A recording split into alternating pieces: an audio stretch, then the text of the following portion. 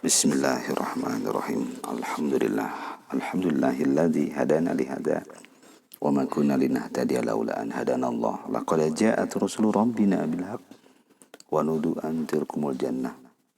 Asyhadu an la ilaha illallah wahdahu la syarikalah wa asyhadu anna Muhammadan abduhu wa rasuluh alladzi la nabiyya ba'dah. Allahumma shalli wa sallim ala sayyidina Muhammadin wa ala alihi wa ashabihi ajmain. Amma ba'd.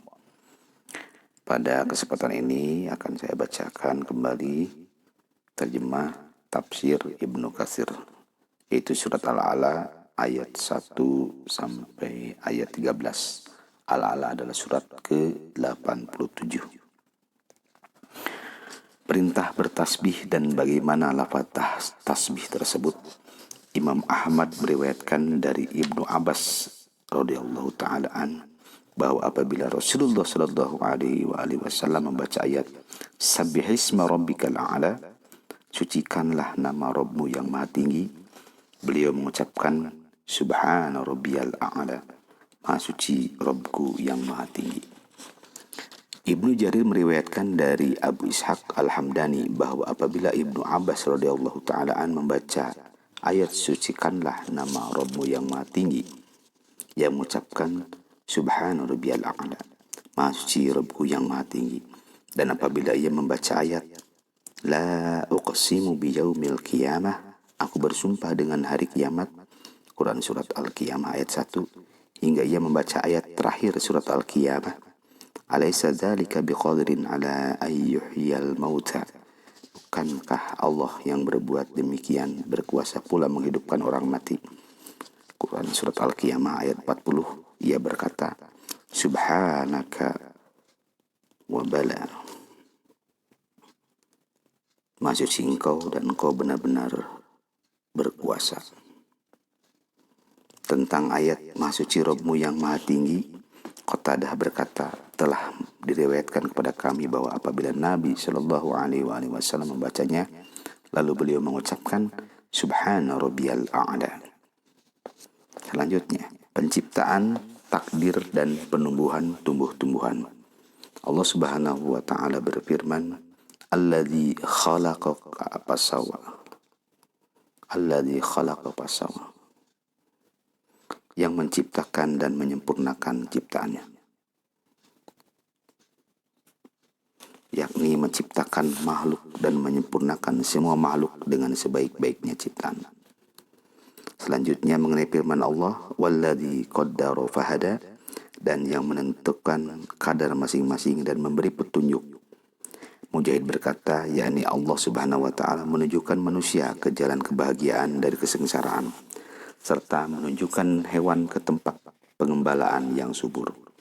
Ayat ini seperti firman Allah mengenai ucapan Nabi Musa kepada Fir'aun, yang artinya, Rabb kami ialah Allah yang telah memberikan petunjuk kejadian kepada segala sesuatu, kemudian memberinya petunjuk. Toha ayat 50, yakni menentukan takdirnya dan memberi petunjuk kepada makhluk menuju takdir tersebut. Ini sebagaimana hadis yang disebutkan dalam kitab Sahih Muslim dari Abdullah bin Amr bahwa Rasulullah Shallallahu alaihi wasallam bersabda, sesungguhnya Allah telah menentukan takdir seluruh makhluk sebelum dia menciptakan langit dan bumi 50.000 tahun dan arsy-Nya berada di atas air. Selanjutnya firman Allah, dan yang menumbuhkan rumput-rumputan walladzi akhrajal mar'a, yakni dari semua jenis tanaman dan tumbuh-tumbuhan.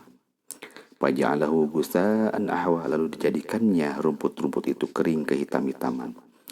Ibnu Abbas radhiyallahu taala an berkata, tanaman itu mengering dan berubah.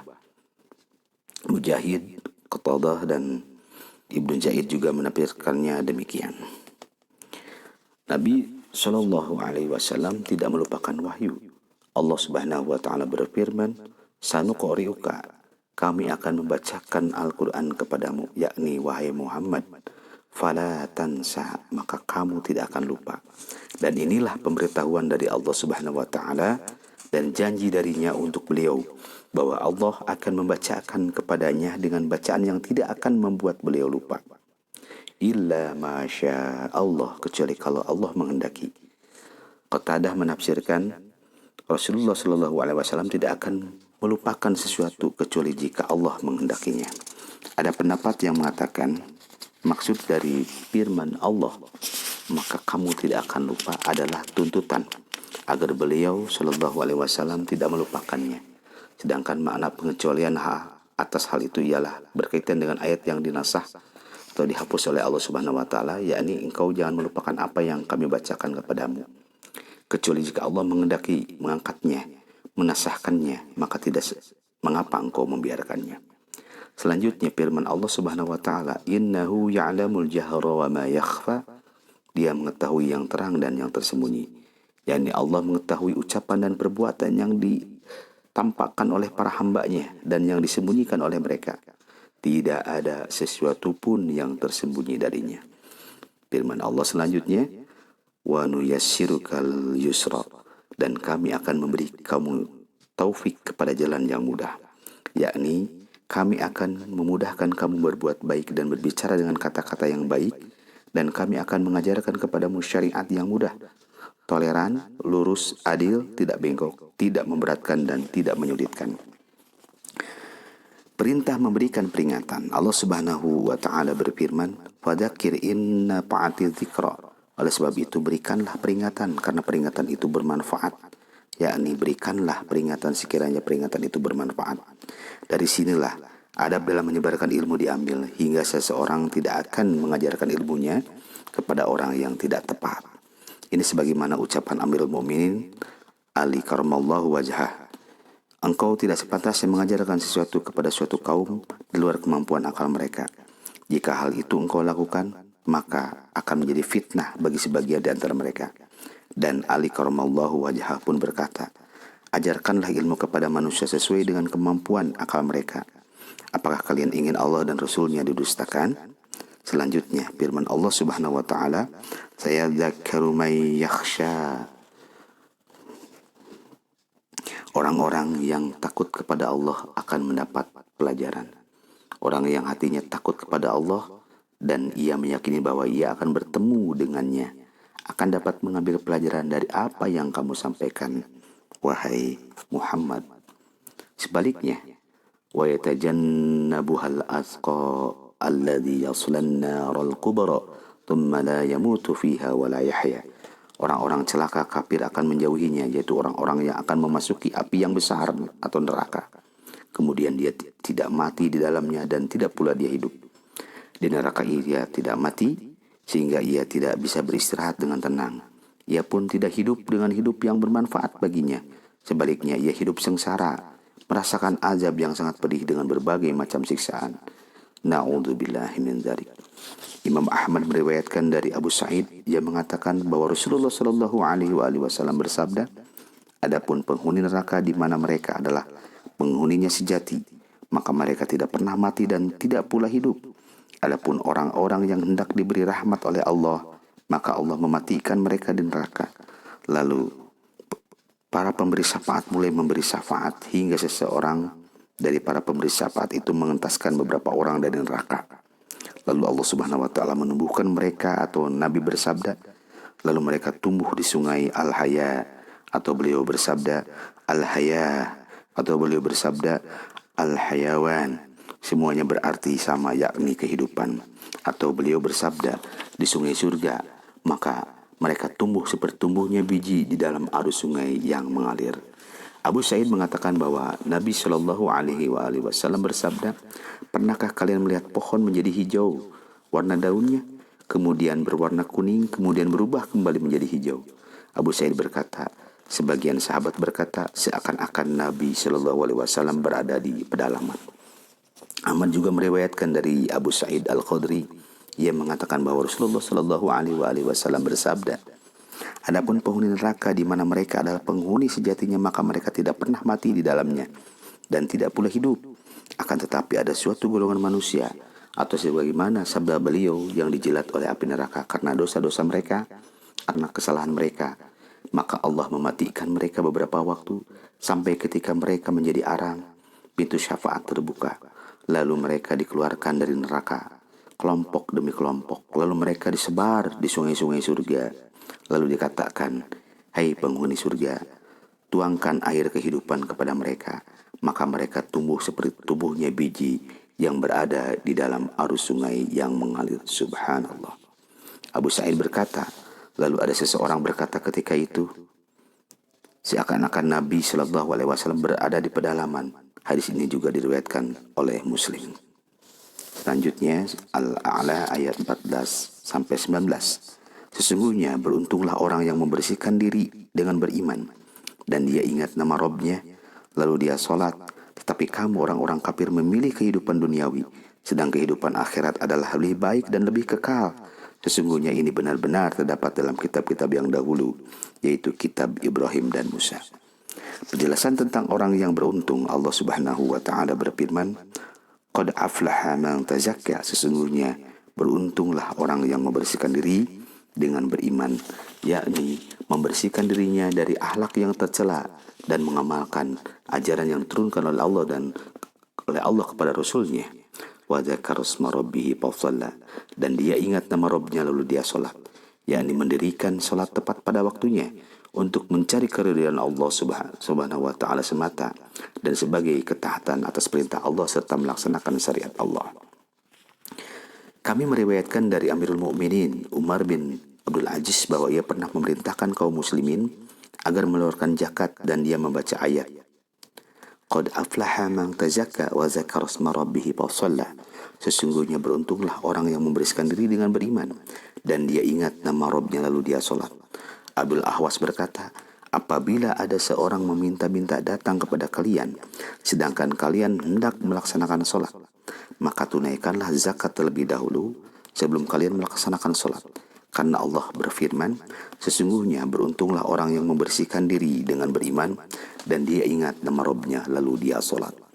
Qatadah menafsirkan ayat, sesungguhnya beruntunglah orang yang membersihkan diri dengan beriman dan dia ingat nama Rabb-Nya lalu dia salat, yakni membersihkan hartanya dan membuat penciptanya ridha kepadanya. Dunia tidak ada nilainya dibanding dengan akhirat. Kemudian Allah Subhanahu wa taala berfirman, bal tu'thirunal hayatad dunya, sedangkan kamu orang-orang kafir memilih kehidupan dunia, yakni kalian lebih mendahulukan dunia daripada urusan akhirat dan kalian lebih menonjolkan dunia daripada manfaat dan kebaikan kalian untuk kehidupan kalian di dunia dan bekal kalian di akhirat.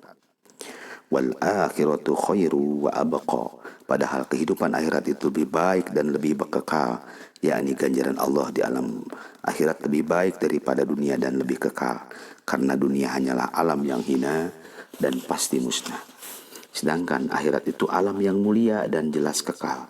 Lantas bagaimana mungkin orang yang berakal lebih memilih alam yang pasti musnah daripada alam yang kekal? Orang yang berakal tidak sepantasnya lebih memperhatikan sesuatu yang pasti lenyap dalam waktu dekat, sementara ia tidak menaruh perhatian terhadap alam akhirat yang kekal. Imam Ahmad meriwayatkan dari Abu Musa al-Asy'ari bahwa Rasulullah Shallallahu Alaihi Wasallam bersabda, barang siapa mencintai dunianya maka ia merugikan akhiratnya, dan barang siapa mencintai akhiratnya maka ia merugikan dunianya. Maka dahulukanlah alam yang kekal daripada alam yang pasti musnah. Hadis ini hanya diriwayatkan oleh Ahmad. Lembaran-lembaran Nabi Ibrahim dan Nabi Musa, Allah Subhanahu wa taala berfirman, inna hadza la bis-suhufil ula suhufi Ibrahim wa Musa, sesungguhnya ini terdapat dalam kitab-kitab yang dahulu, yaitu kitab-kitab Ibrahim dan Musa. Ayat-ayat di akhir surat Al-A'la tersebut seperti firman Allah Subhanahu wa taala dalam surat An-Najm yang artinya, ataukah belum diberitakan kepadanya apa yang ada dalam lembaran-lembaran kitab suci yang diturunkan kepada Musa dan lembaran-lembaran Ibrahim yang selalu menyempurnakan janji, yaitu bahwa seseorang yang berdosa tidak akan memikul dosa orang lain dan bahwa manusia hanya memperoleh apa yang telah dia usahakan, dan sesungguhnya usahanya itu kelak akan diperlihatkan kepadanya, kemudian akan diberi balasan kepadanya dengan balasan yang paling sempurna, dan sesungguhnya kepada Rabb mula kesudahannya segala sesuatu. An-Najm ayat 36 sampai 42 dan seterusnya sampai akhir surat An-Najm. Abul Aliyah berkata, yakni kisah tersebut terdapat dalam lembaran-lembaran suci yang dahulu.